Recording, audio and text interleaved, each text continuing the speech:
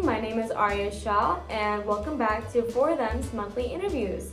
We are a student-led nonprofit dedicated to helping immigrant students with their education. And today, I'm here with Juan, who's ready to share his experience.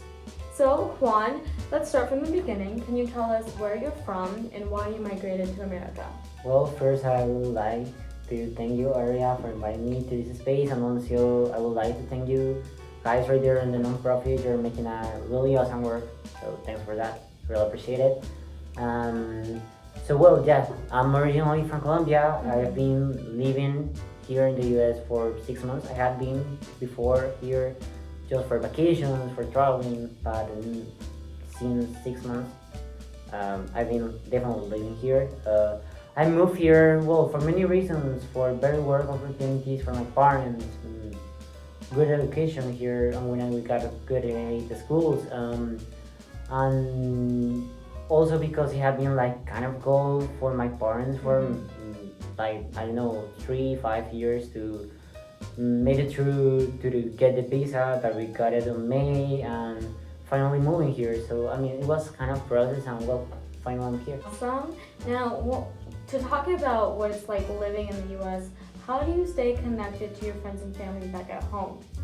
Well, I always try to keep in touch with the news in Colombia, with what's happening politically, socially.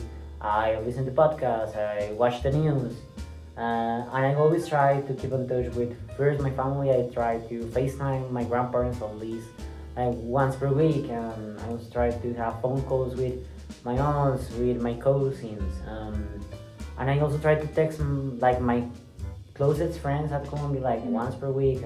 I know, like 1 week, one friend, another week, another friend. So I always try to make that. Nice. Now, do you remember what the hardest part of leaving Colombia and what it was like? Well, I feel that it was like leaving like my loved ones, like leaving my family. It was like really sad, like saying goodbye to my grandma. She cried, so it was like really heartbreaking. But I also at the end knew that it was for me, for my opportunities. It also my friends gave me their support. We're gonna meet again in some years, and that's good. So yeah, it's hard, but at the end you know that it's for a good reason. Yeah.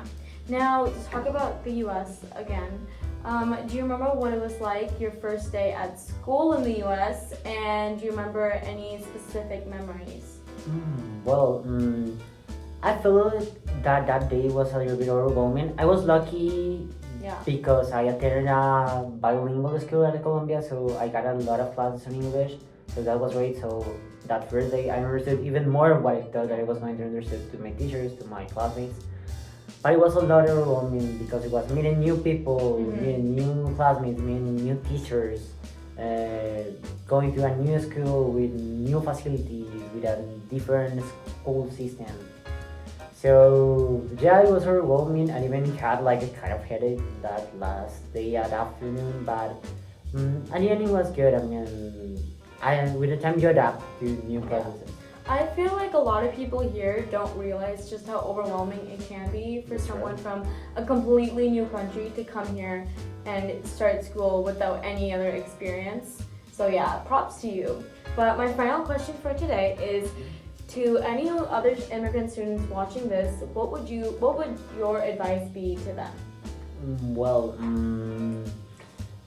I would tell them that there's no reason to stop at your dreams or think that you don't have the same opportunities and the same rights as other people. I mean, we as immigrant students, obviously that we have the challenge of language, but I feel that if you keep on your goals and you know what you're going to make through, I know that it's gonna be possible.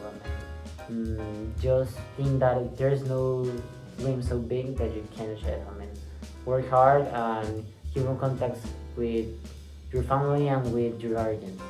Yeah, that was really well said. Thank you so much, Juan.